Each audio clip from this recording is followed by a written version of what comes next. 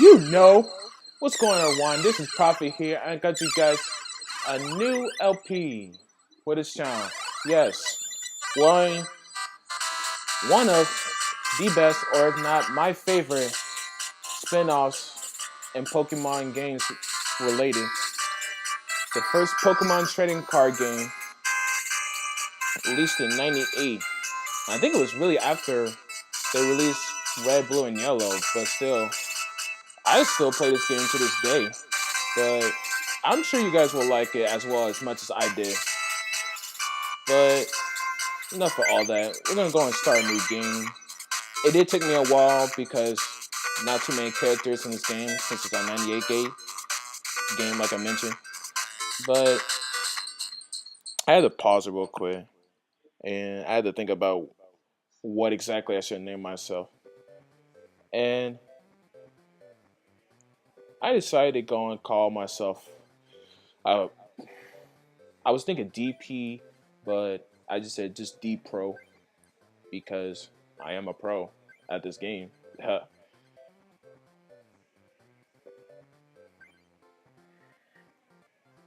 D Pro is crazy about Pokemon and Pokemon card collecting. He heard a rumor. Legendary Pokemon cards. The extreme rare and powerful. Grandmaster is searching for one to inherit the legend. Because there was only one. So yes, we did start at the beginning of Pokemon Dome, and we had to go straight to Mason's laboratory, or Dr. Mason, full name and title. Well, dueling is more fun than just collecting cards.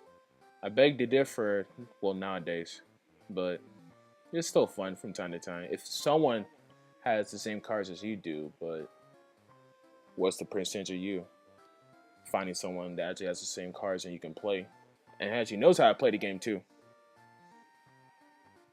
That's why the reason why they released this game, because they released the Pokemon cards, but there's so many people out there that did not know how to play the game correctly. They just collect the best Pokemon card. And funny thing is, when I first got my first Charizard card, I think the first base, the first basic, like the first collection for cards, and that's the one that had the 100 fire spin attack move for Charizard, and I would just not use it. Well, I mean, like I would use it, but I wouldn't use the energies. I thought it was just there just for fun, and I just like send out the car and like go. Even though that's not how the way it works, but still, I thought it was funny. Looking back at it now, and we have one of his aides, Sam, Tech Sam. He's letting us have this practice duel or card game. Card game that we had to go and learn the basics. Ooh, we so excited. And I did mess up on a couple of times because I would just do it my own way. Because, you know, when you're first playing, you just want to make your own mistakes. But since you're playing against Tech Sam, I had to skip because he would say, "No, you're doing it wrong. Start over." I'm like, "Well, it doesn't matter. I still won." You're like, "No." Let's see. If you don't understand Sam, talk to Sam. No, Sam's a jerk. He telling me what to do. You can't tell me how I use my cards. It's my prerogative. Now then, let's build your deck. Did you bring your cards? Apparently I had imaginary cards that I can give to Dr. Mason. And it's basically like the original games. You get a Charmander, Squirtle, or a Bulbasaur and Friends deck, apparently. But yes, of course, just like the original games, I started off with Charmander. You received a Charmander and Friends deck. And received 30 cards. Mainly they're just fillers. Most of them are trainers, like potion, full heals, and all that nonsense. But I did check. Let's see what exactly is in my deck. And these are the different types. Especially different types in this game. There was no dark, there was no fairies or dragons in the Pokemon trading card game yet. It was just grass, fire, water, electric, fighting slash ground. Because fighting in this game and ground are basically the same type, but they have different weaknesses depending on which card it is. And you see psychic, which most of them are weak to psychic. Some colors are weak to colors because, such as Dratini, it's either I know for sure Dratini is weak to colorless, not the one that I have, but I know there's a few that are. Some of them that have no weakness, so it's kind of hard to actually get like double because, for example, if I use a fire deck and I went against a water deck, someone had Blastoise, I use Charizard. Someone uses Hydro Pump on my Charizard, and Hydro Pump's like about at least 50 base damage for the card, and it will double that since I am twice weak to water.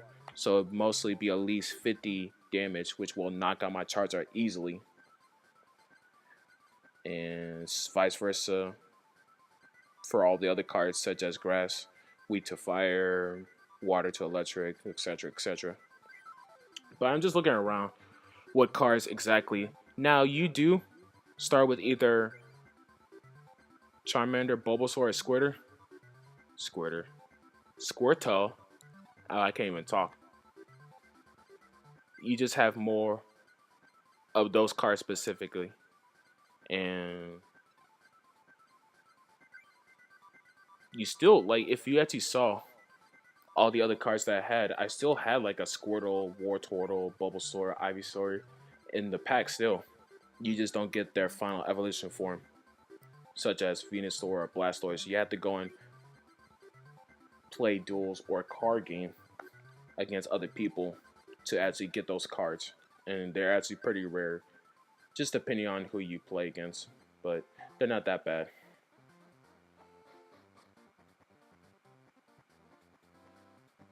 If they keep this up, I should get the legendary Pokemon cards. What? It's you, D Pro. What are you doing? Huh? That's a deck. Are you trying to get the legendary Pokemon cards? Maybe. What? I can't believe it. You. Don't make me laugh. Alright, listen up. I'll teach you what's about. To inherit the legendary cards, you have to go and beat the masters and get all 8 males. And then you have to go and file on 4. Basically, delete 4 in this game. Basically, same concept. And Ronald's the new Gary. Great. Another jerk. And most of these clubs around this game, they must have clerks, and they'll just tell you what exactly if that person or their gym leader is there in there or not.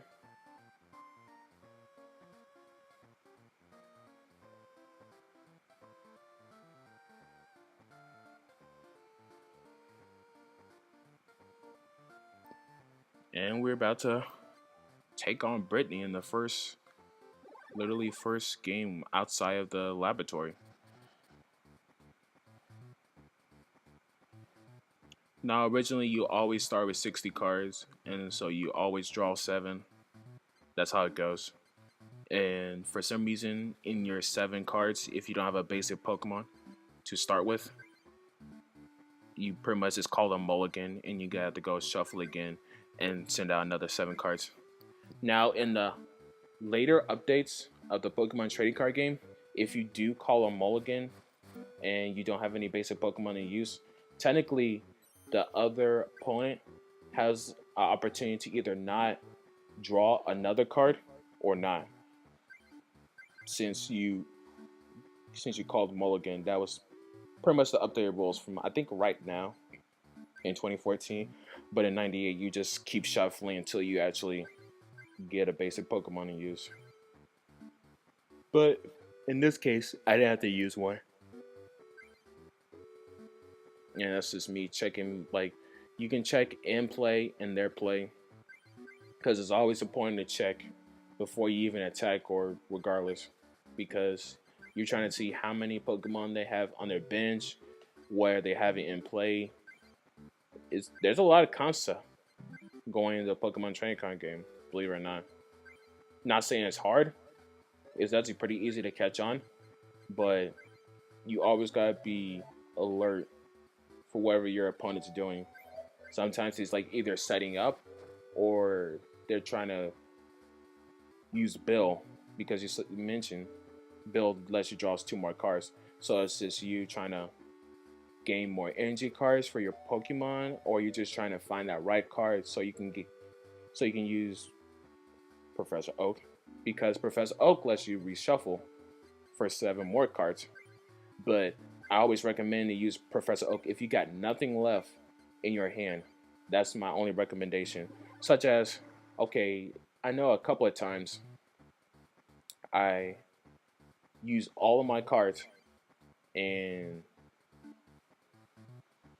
mm, like I would use all my cards before I would try to use the Professor Oak card, because that's basically 7 new cards instead of wasting away all your other cards. Because if you still have cards in your hand that you might think there might be value later on in the duel, you'll lose that because it will go straight to the discard pile and you can't be able to use it unless you have a card to use to get a certain card out of the discard, but it's not early in this game, not yet. So if you do that, it's a high risk, high reward sort of a thing.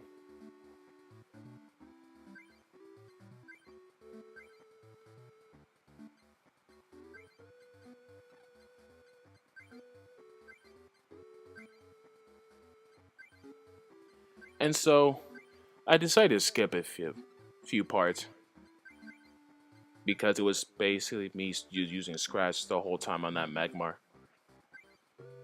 And as you can see, I actually evolved a couple of my Pokemon right here. See, you see, I have Doug Trio, and I think I got, yeah, 4 fires on Magmar. And I was just making sure Doug Trio was able to attack next turn just in case if my Charmeleon gets knocked out for some reason. But I doubt it, especially with this Diglett for 10 damage. And believe it or not, in this game, it's actually pretty difficult to get like the highest attacks with the highest attack damage, because you have to have at least 3 to actually be decent. Because I think the highest is like 100 or 120. It's been a while, but once you actually get those cards in play, it's real easily. And you see I have cards in decks with 25 cards. If so happens, if you went through all your 60 cards in your deck, and then after your opponent's turn, and then you're trying to draw another one, you're out, it's game over automatically. And we got a couple of good cards, especially for evolution, because I am thinking about making another. I'm not just keeping that one deck and use it all the way. I like to use other cards, and we got Nidorina, so that's not too bad. And then the other one had Flareon, so I know I'll use that on my fire deck too. And yeah. I know for sure I get a bunch of Nidorino and Nidorinas, so it's close to actually making my grass deck. But this should be it. I'm just gonna save real quick, and yep, it should be a good stopping point right here. So if you guys like this video, leave a like, comment, subscribe. This is Prophet, and I'll catch you guys later. Peace.